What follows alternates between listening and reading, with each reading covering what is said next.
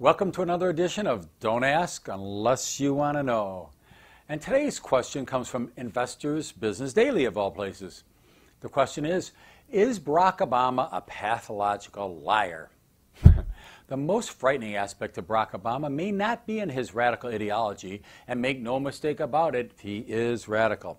But even more disconcerting is his unabashed dishonesty in selling that radical ideology.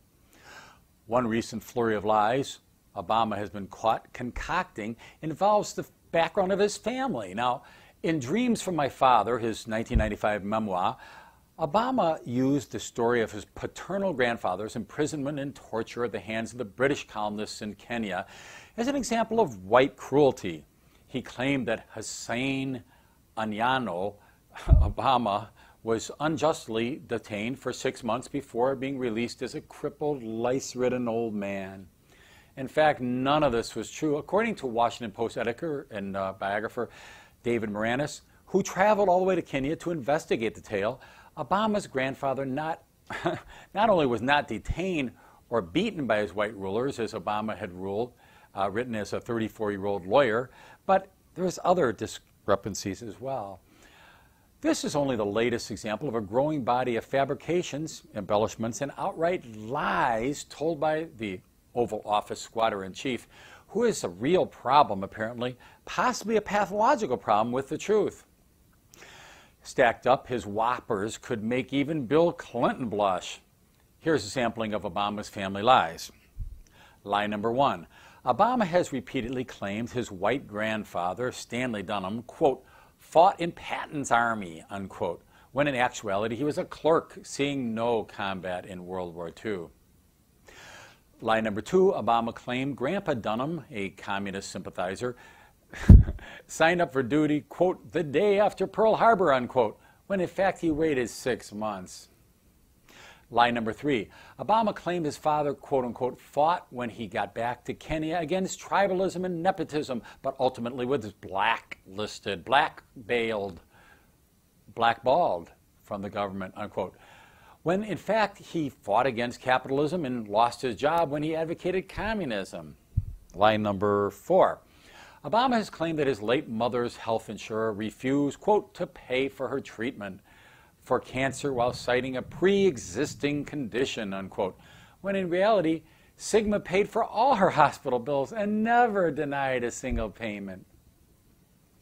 Lie number 5, Obama claimed that he and a black student in high school named Ray were ostracized in Honolulu, when in fact the friend, Keith, last name Kakugawa, was himself half Japanese, and neither of them experienced discrimination.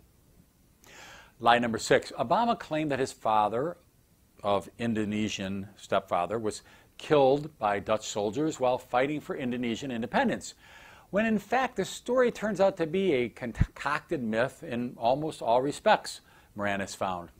Now, lie number 7, Obama claimed his parents decided to marry in the excitement of the Selma Civil Rights March in 1965, and that he personally had a claim on Selma, when in actuality they were married several years earlier.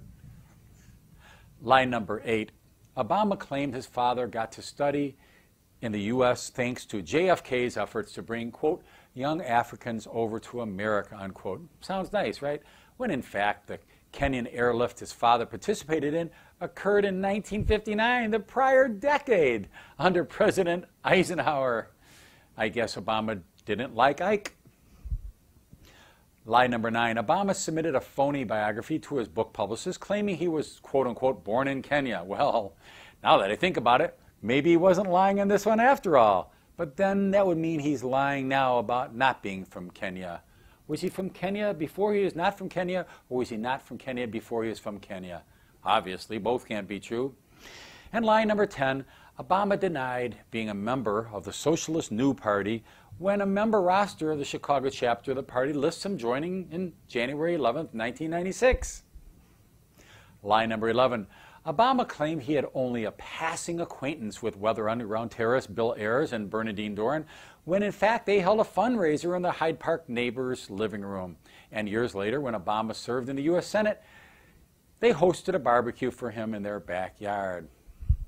Lie number 12, Obama claimed he never heard Reverend Jeremiah Wright spew anti-American rants while sitting in the pews of Reverend Wright's church for 20 years. We're not talking 20 minutes or even 20 months or 20 weeks or 20 anything. We're talking about 20 whole years. It's inconceivable to believe that Obama could sleep through 20 years of screaming rants by Jeremiah Wright. We've heard his sermons. They're not lullabies. In fact, Obama was moved to tears when Wright condemned white folks for the U.S. bombing of other countries and even named his second book after the sermon. And the whoppers continue with lie number 13. Obama claimed he got in a big fight with an old white flame, or I don't know if she was white. Yeah, I guess she was white. Genevieve Cook, who after seeing a black play asked, quote unquote, why black people were so angry all the time, when in fact she never saw the play nor made the remark. This concludes the lies by Investors Business Daily, and their list didn't even include Obama's inartfully forged birth certificate created with multi-layer Adobe software that wasn't even invented the year his birth certificate was printed, nor would it be for many years to come. In both his autobiographies, Obama paints a false picture of a still racist America and West, where he and his friends and relatives are victimized by that racism. Conveniently, his remedy is redistributing the wealth through bigger government. But in the process of fabricating anything needed to achieve immediate political short-term gain, as his tall tales unravel, it not only results in wholesale insults against the intelligence of his detractors, who he wrongfully accused, but he's fed fuel to the fire of discontent of his millions and millions of former supporters who have gotten sick and tired of having to defend such arrogant, pathological lies. It's gotten to the point of being a full-time job just to find one shred of truth left in the shell of the man they once supported. Sadly, many of those supporters are true believers in liberal causes, but they no longer believe in the one they once believed in, who would be their champion to take them to the promised land. They voted for hope. They voted for change. They felt that tingling feeling running up their legs. They truly believed, and now they truly feel betrayed. Yet, regardless of how thoroughly Barack Obama's lies are being exposed, and regardless of how many liberal news personalities are defecting, this tragic figure continues to press all the buttons and pull all those levers of that charade, as did the illustrious Wizard of Oz when Toto pulled back the curtain, showing him to be a humbug. And he said, in final desperation, "Pay no attention to the man behind the curtain." Except that with Obama, he continues to roll that teleprompter and spew out even bigger sugar-coated lies and salty blame with unprecedented piety and self-righteous fervor.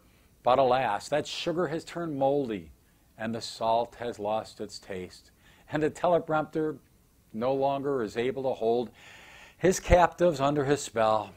Yet Obama, the agent of hope and change, simply raises his voice as he plays his final race card stuffed up his sleeve, still playing the victim, the poor black man discriminated against by whitey, when in reality the biggest lie may lie in his claim that he's even black.